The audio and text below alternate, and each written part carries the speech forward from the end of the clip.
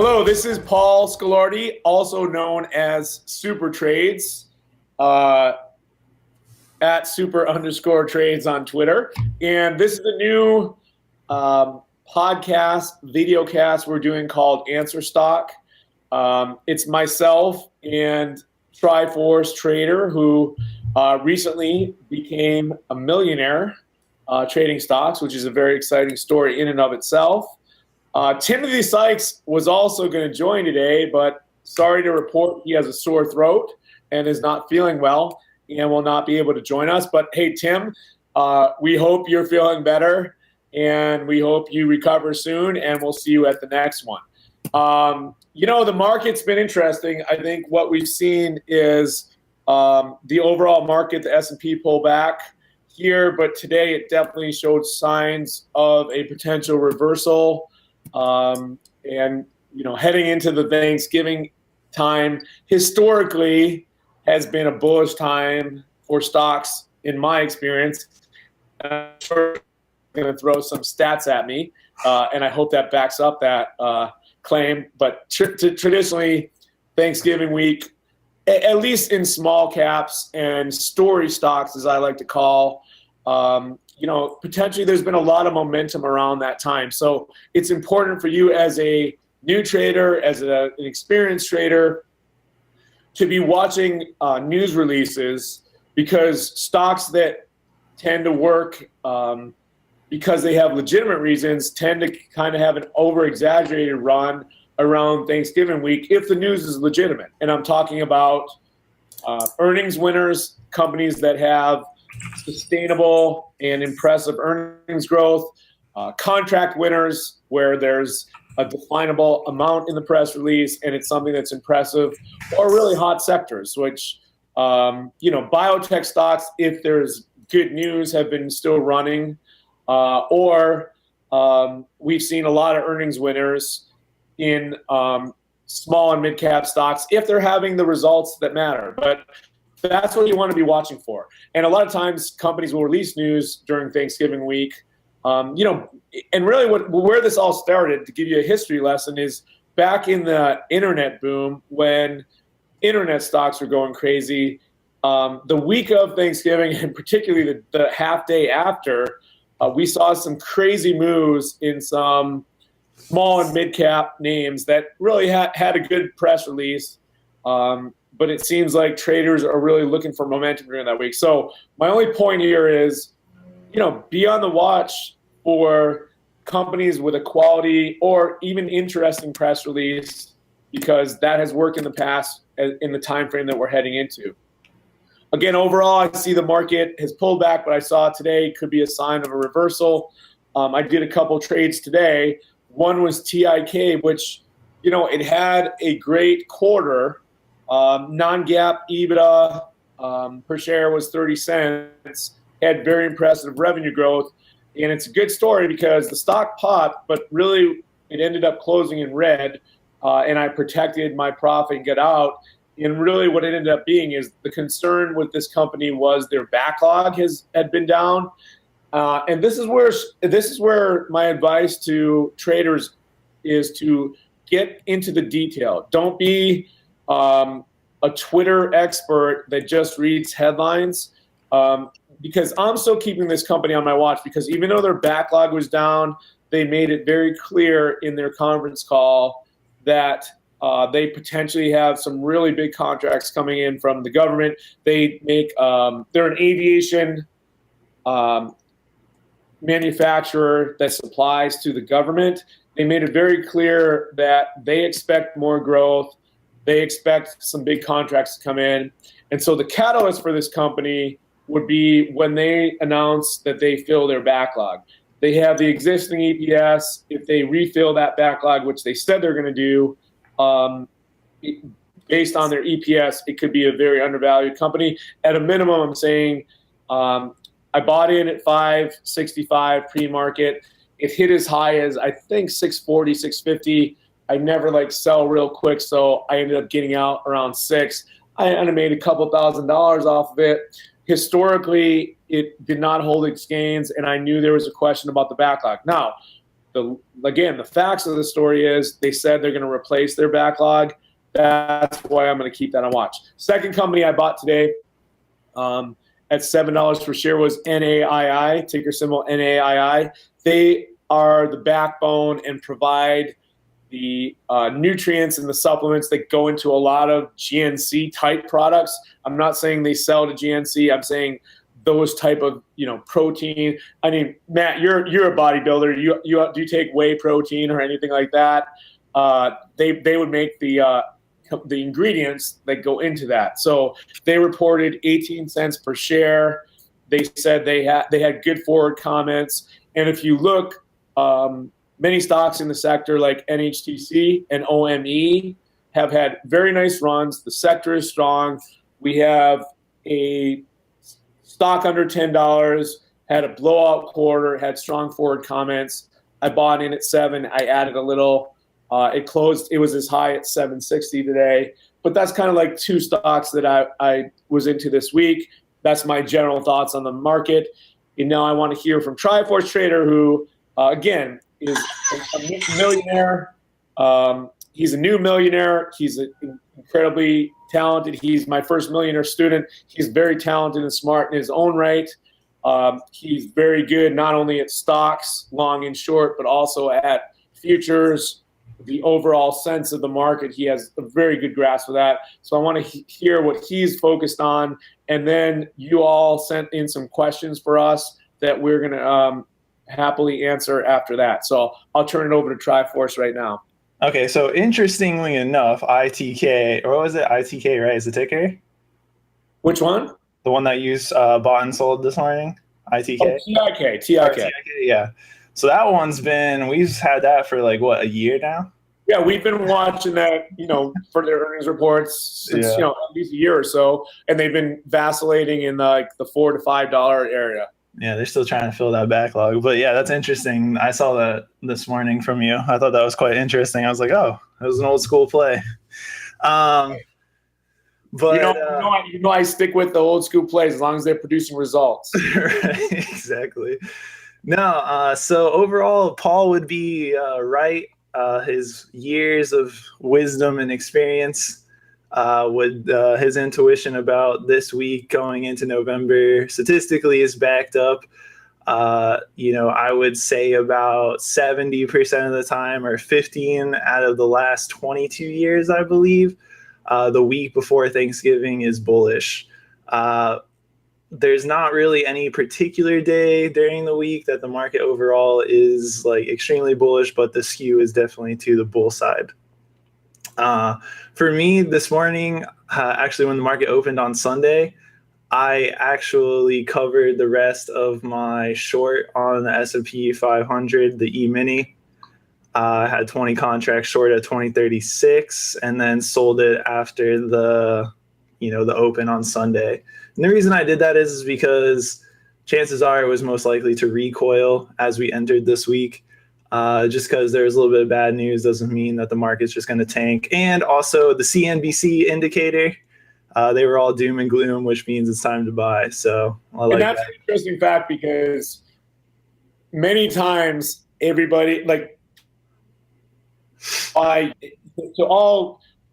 new traders, hopeful one-day stock traders, and even experienced traders will tell you unfortunately, some people just follow CNBC as, a guide. Unfortunately, for those that don't know, it's many times a contrarian indicator.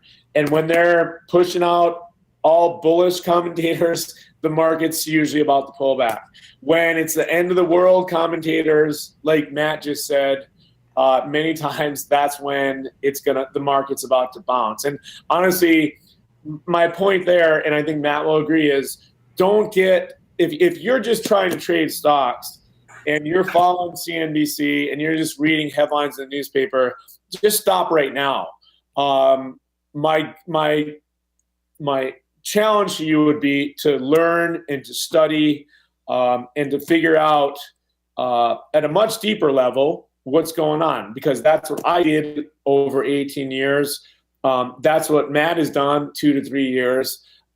We set aside trading to learn, and that's why we've been successful. But sorry to interrupt, Matt, but yeah, CNBC, that's hilarious.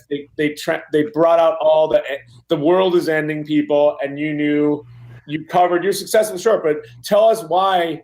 Was it chart? Was it what's going on? It's actually statistics. So after the October, when we talked about at the conference, I talked about it being a bear killing season and the statistics on everything that went into October. But also too, during the first couple, I would say like the first 7 days of November are very strong. And then as the weeks go on, as we head towards Thanksgiving, it gets a lot weaker. We tend to pull back statistically. And, the market hit 2110, and then it pulled back, and then it couldn't hold above 2092. It couldn't stay in that kind of acceptance area. And then once that shattered, I was looking for 2060 to hold. And when 2060 didn't hold, then I went to 2032. And then when 2032 couldn't hold, which was a key area, 2032 was the breakdown zone of the entire S&P 500, in my opinion, from Ichimoku Cloud, and on a daily chart. And so when that couldn't hold either, that's when I decided to get short and, covered it. But I was also long going up into the 2100 area. I had five. Sorry to interrupt again, which you called at the Vegas conference. I remember distinctly. You put up, and you told me personally when we were just having lunch, the statistics showed, and I think you went back 10 years, that time period, if I believe you said if either September, October reacted a certain way, it was a high percentage bet that we're going to have a bullish move. And we did, and you caught that entire run, and you alerted your subscribers to that. And then you obviously took profit, and when your key areas of support were broken, you decided to go short as well, which teaches you, everybody out there, you can make money in the stock market, whether it goes up or down, if you put in the time and you learn and you know what you're doing. And Matt's a great example. He made money on the market going up, and then he subsequently made money when the market went down. Yeah, exactly. And and then so as we go into December, this will be a telltale sign of what the market will do for the next year. But there's a lot of doom and gloom out there. Listen, I wrote an entire thesis on that, but it's it is coming to a head, but not like tomorrow, which everyone believes. So as far as like stocks, watching Angie's List, kind of have that on the short watch. Terrible fundamentals for a company and is moving up. Wasn't there an offer to buy that company? No, it's moving up because a fund actually invested like 300,000 shares into it. Gotcha. So a hedge fund took listen, this is a company that was a hyped up IPO. Many see the commercials. It hasn't been profitable, and I don't think it's expected to be profitable. But this is an example of a company that came and did an IPO at the right time when that sector was in favor, was heavily shorted, came all the way back from, I think at one point it was in the 20s, came all the way back to the mid to low single digits, and now recently had a resurgence, I believe, because you're saying a hedge fund took a position, right? Yeah, took a position in it. But, I'm a fundamental guy, obviously, and it's just their balance sheets are terrible. And it's one of those stocks where you either believe in like the company and not the balance sheet, or you believe in the balance sheet and not the company. So, for me, that's on short watch. It's a little bit overextended. RSI, crazy over 70. Obviously, Paul and I look at a lot of the similar same stuff. And, another one that I'm kind of looking at that's a little bit overextended. Actually, no. Another company I'm kind of interested in actually buying is LNG. Maybe some as a long. Yeah. Okay, because I've had a bunch of people ask me about this stock recently, so I'm curious to hear your thesis. So in my opinion, liquid natural gas is the future, and that's kind of speculative. But LNG, I think Carl Icahn just invested some money in there too, and it's trading at 40. In its prime, it was close to 100. It settled at 70. It held up pretty well against, like, you know, the downdraft, but it, you know, it fell with the overall energy market. But that's a very, Cheniere Energy is a very interesting company to, from a long position size, just because one, the whole macro perspective is destroyed, like all the energy sectors are destroyed. And number two, it's got a decent balance sheet. It's not too bad. And number three, they do something that's very interesting, which is transporting and making liquid natural gas. So my question for you on that is, how does the low price, the depressed price, I should say, of, you know, oil affect this as a potential market for liquid natural gas? Is it moving? Has it been moving? It's been moving down with the overall market as well as the depressed price of oil. I mean, it does more than just natural gas, but the thing is that it's an energy stock that hasn't been beaten down too badly, like energy, quote unquote, like in that kind of sector. And, you know, it's got a good balance sheet. So it's kind of. I will say, looking at Yahoo Finance estimates, they're supposed to do 272 million this year, and if these estimates of this model is right, next year they're forecast to jump to 1.5 billion, which would obviously be phenomenal revenue growth if that comes to fruition. And they're going to have a loss of 288 this year, but that's supposed to be down to $1 next year. So if this growth and this revenue comes to fruition, and that can potentially continue into the future, that's a potential, you know, growth story that Wall Street loves, on a rapid growth like that. So, but I can see also it's been caught in the overall oil depression. Right. I mean, it's held up in comparison to other oil companies. It's held up pretty well. It's not just an oil company, I mean, but it's in that kind of sector. But liquid natural gas, that's an interesting prospect, especially if you think about China and all of that. So, right. Okay. That's awesome. And thanks for that, Matt. And now let's get into some questions that the viewers have sent in to us. So here's the first one. It was, I would like to hear or see about what settings you or the other millionaire students look at on their trading platform. If you do not have eTrade Pro platform, sorry about that. That's what it says. In the email, it says 2 words, platform. And I was like, I don't use eTrade, so I was like, who knows? Maybe they have a product called platform. But platform, again, I think Tim sent this email, and he was not utilizing autocorrect on this email. But anyways, what is the best tool to use to be able to look at or watch actual live trading or price actions with? And my answer is, listen, I'm an old school person. I use what works. That doesn't mean I'm about to tell you what I use for platforms. That doesn't mean it's the end all be all and there aren't any other good platforms out there. Just because it works and I've been successful, I'm a creature of habit. But I'll tell you the generalities. Like I was originally with Daytech back in the internet day, and I'm an old guy, been around a while. They were bought by Ameritrade, so I'm obviously still grandfathered in with Ameritrade, and I love and use also Interactive Brokers. Those are the only two I use, not because I've tried, and a lot of times traders will ask me, well, what about this, what about that? It's not because I went out there and tried every broker. I happen to find two that work and suit my needs.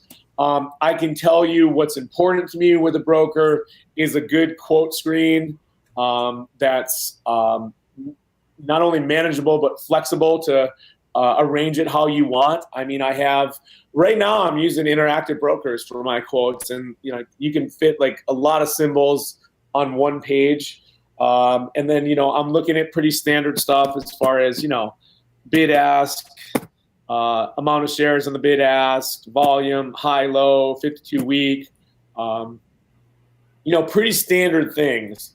But I think what's important to me is having a screen where I can have a lot of symbols on and see the real-time quotes. As far as executions, sometimes Ameritrade can be a little slow. IB is like lightning fast. IB is great for options and shorts as well. Ameritrade is a good long broker if you're going to go long. A lot of times they won't have shorts. It's really good for options as well. I'm not sure about the pricing. IB's good on pricing, but that's what I'm looking for to really watch real-time quotes. As far as charting, I'm a fan of personally stockcharts.com.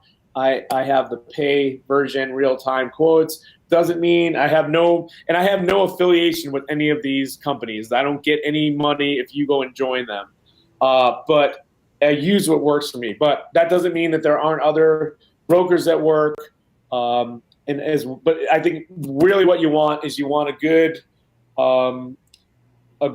screen where you can put a lot of quotes on and see real-time quotes. And you want execution, and you want flexibility. You want to be able to go long and short. You want to be, if you're into options, you want to be able to do options. If you're into futures, where Matt is awesome as well, you want to be able to do that. So I think it's like really having software that works for you, that's functional all the time, as well as the flexibility to go long and short. Matt, what about you? Yeah, I agree. Like I like TradeStation and Thinkorswim. Thinkorswim was my very first broker, but they started to do a lot of weird things and the platform was slow. But, you just got to find something that suits you. Like, I'm not a huge penny stock shorter, neither is Paul. And so we don't have like all these special different things that just allow us to short. Interactive Brokers is great. Most of the brokerage houses out there are really good if you're wanting just to look at, because in the question, actual live trading or price action, a lot of brokers offer you that nowadays. I personally like TradeStation, one, for commission structure, and number two, their charting platform is bar none. It's just as good as Thinkorswim, and you can also program your own kind of algorithmic systems in there if you want. And so it allows you to do that as well, which Thinkorswim does not allow you to do automated trading if you're into that. And the other part of it is, Thinkorswim, oftentimes, like even when the market corrected back in August, it was down for a while. So the platform tends to do that. But overall, you just got to find something that's... Sorry to interrupt, Matt, but was that like what they call Black Monday when China crashed? Yeah, a lot of people couldn't do anything. A lot of brokers, not just TradeStation. We should also. Thinkorswim. I'm sorry, not only them. Like a lot of brokers were down that morning, from what I've heard. Actually, Interactive Brokers was pretty solid, but Ameritrade, Thinkorswim was down. I've heard that E-Trade and other brokers were pretty tough that day as well. Did you hear the same? Yeah, exactly. But they. My TradeStation was fine though. So like buying, selling futures contracts. So, overall, you really just need a platform that suits you as a trader, what you want to do. And you need, a decent commission structure because you don't want to be eaten alive by that. And I have no affiliation to any of these people either. Tomorrow, if they do me the wrong way, I will.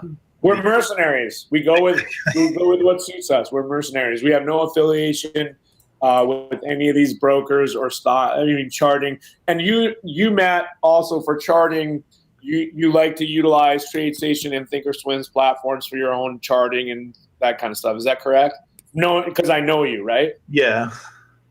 So you're happy with them. But again, we're not. That doesn't mean if you're a new trader that we're saying this is the end all be all. What's important is that you learn a strategy, you learn to develop trade plans, and that you have software tools that allow you to facilitate your strategy. Like Matt and I am not, I don't play a lot of penny stocks or over the counter. I don't short those. Like that's a great strategy that Tim has made millions from and made other people successful. I'm more traditionally long and short NASDAQ and New York Stock Exchange. I'll do some options.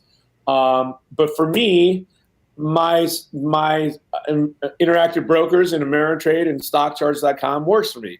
That doesn't mean we're saying that's the end all be all, but the point here is before you worry about what broker, it's like learn, figure out a strategy, Learn what you're doing, learn the stock market, learn how to research, learn how to, make a trade plan, be responsible for your own trades, and then find software that helps you to execute your strategy. And that's what you can see from both Matt and I.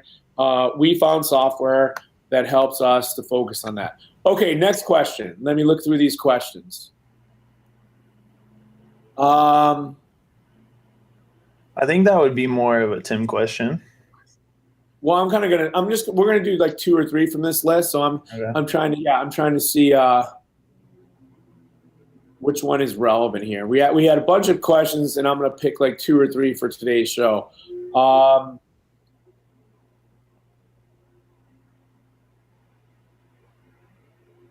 Okay,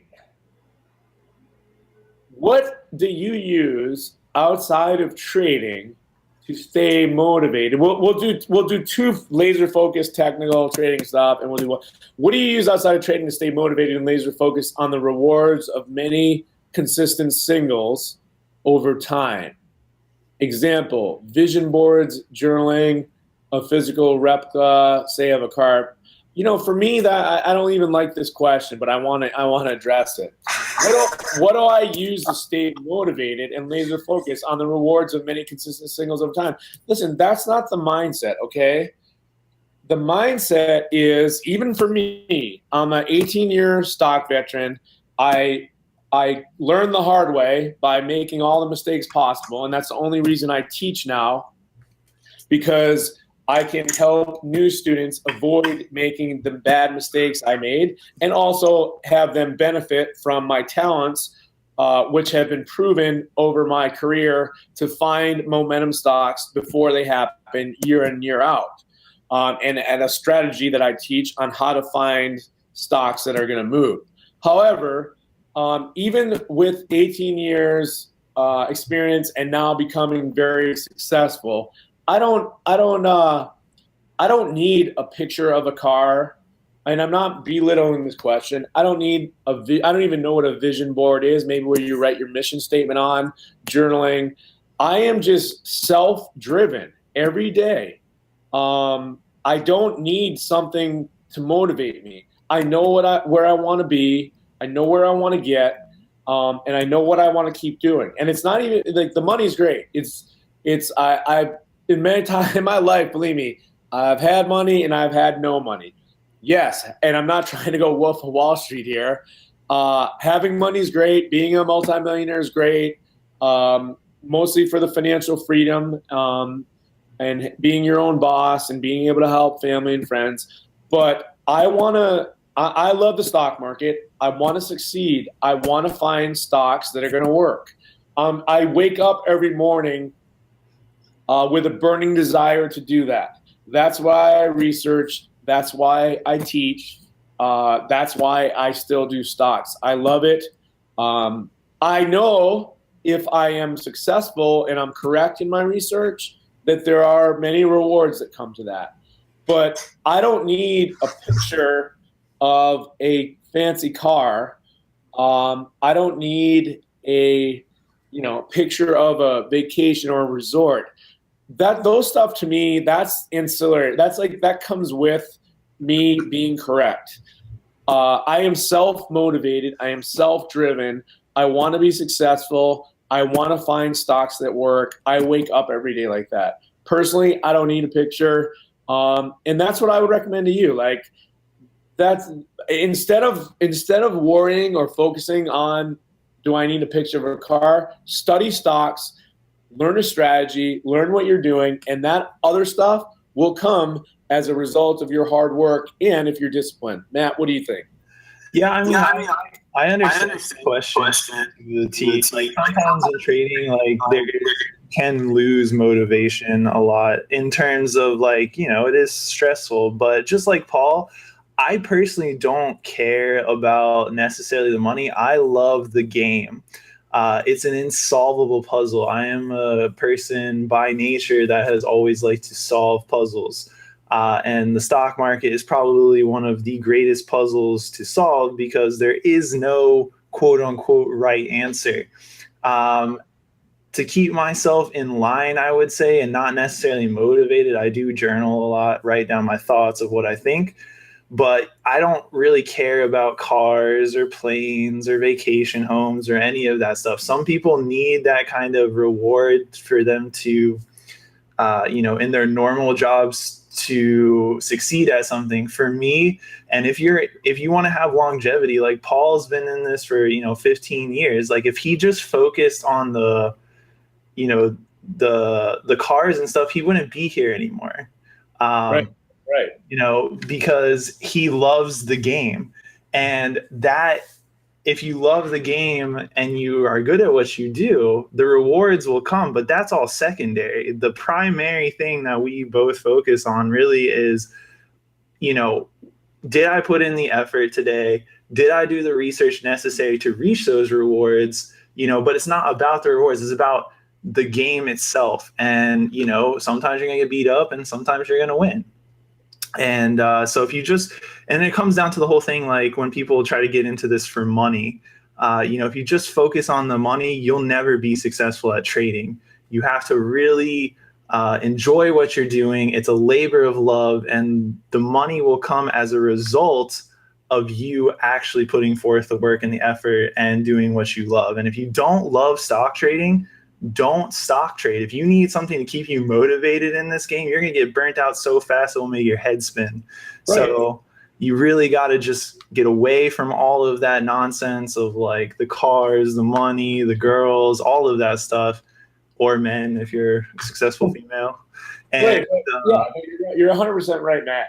And I think the way I also like to describe it is, listen, is the potential there for all of whatever your dreams are?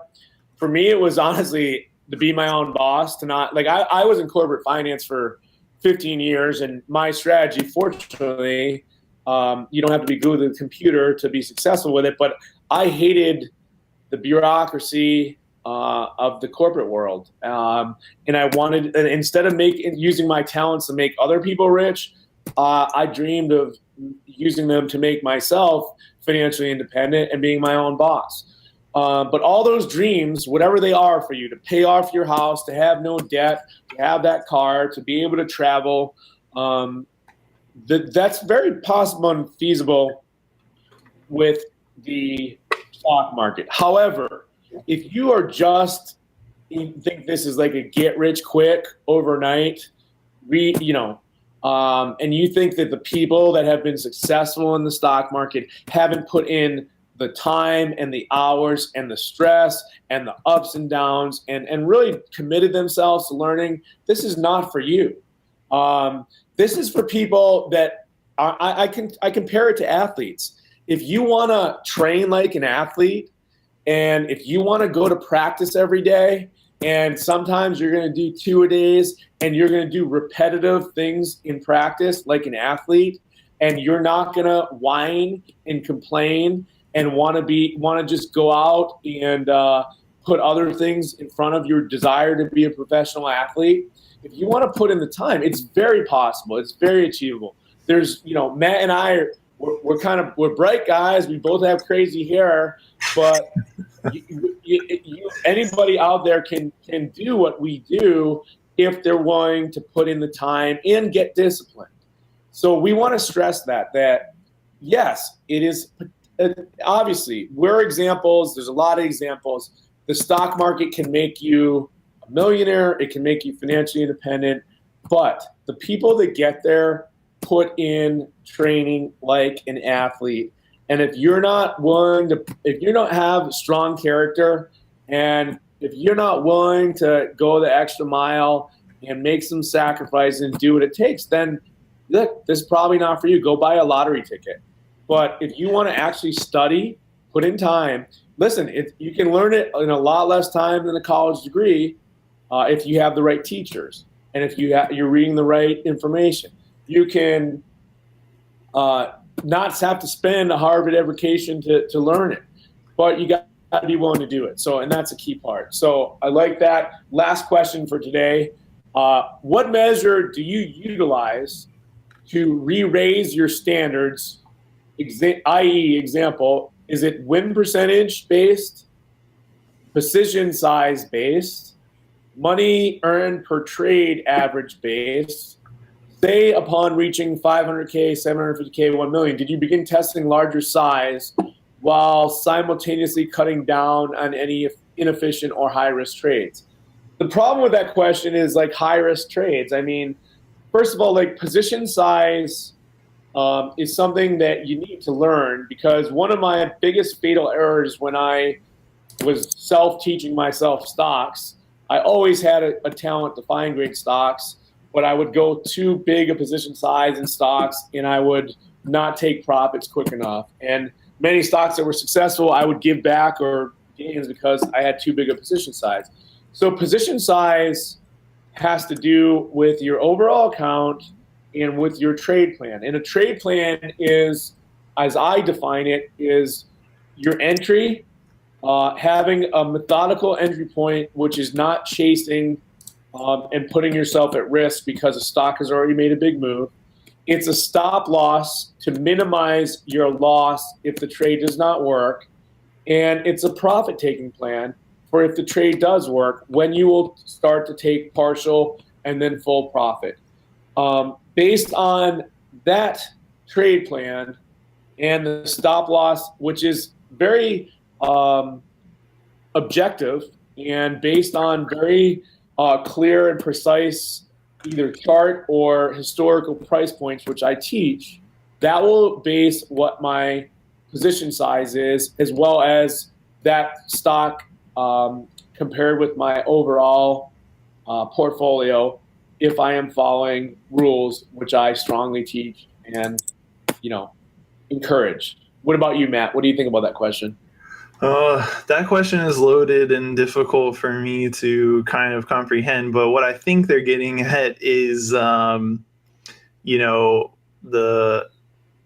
scalability, I would assume, as we have more money, therefore, how do we inefficient or high risk trades, first of all, simultaneously cutting down on any inefficient or high risk trades, that is the process forever in stock trading. Things that work now may not work in the future. That's why people always get that disclaimer. But that's a huge thing. What Paul mentioned about position size, that's also a huge part of it, because I know a lot of people, for example, that will go, they're an all-in, all-out kind of trader, which means they'll buy 1,000 shares here and it goes down 10 cents and they get out because 1,000 shares is way too big for them and they sweat every tick is a cut, basically. But as far as this question goes, I'm not really sure what they're actually trying to ask. I want to know, Matt, with the question, when I read it the first time, my instant thought and reaction was they're saying, as we made more money and our portfolios grew, did we take larger position sizes? Oh, that's kind of how I like to zero in and yeah. So it's just get right to the point. That's how I read it. As you made more money, did you take larger position sizes or portfolio percentages? I think that's how that question struck me. Oh yeah, no, I mean, I never went up. So if you had $100,000 and you use 10%, it's going to be different than if you have $1 million and you use 10%. So, it's the same. It's holding yourself. I always look at things in percentages. So someone who makes 1,000% return on something, or 100% return, or 50% return, even if they have a small account, it's still a big deal. People often look at the actual dollar value instead of percentages. But as my money has increased, I'm having a difficult time kind of upscaling because to me, I'm still have that kind of small account mentality. And that's a whole another stock answer. I think we should actually table that, but think about talking about, for both of us, because I obviously made this, Tim can talk about it, you can talk about what's the trend? How do you make the transition from small account mentality, which, listen, I still, even though I've been doing this 18 years, I still have, inclinations from a small account mentality that I'll have to battle or think through in my mind. And that would be a good thing to talk about. How do you transition? And for you, it's been great because it's been rapid. It's been in the last 2 years. And even now I see your trades. I see, sometimes, you're still doing successful trades, but they're, you're still making great money, tons of money, but they're conservative for what you could do at a reasonable amount in your portfolio. But I think that's a good thing that we should perhaps bring up in another AnswerStock, is transitioning from small account to large account. But this is AnswerStock. We're going to do it every week. We're going to take your questions. No hype. We're going to talk about real case stocks that are going on in the market. We're going to take your questions. We're going to answer them honestly. For me, my story's out there. I've had a lot of success. I've had a lot of failures on the way to my successes. I'll talk about the good, bad, ugly. So will Matt. So will Tim. So we'll be back here next week, and we'll see you here next week. Thank you very much.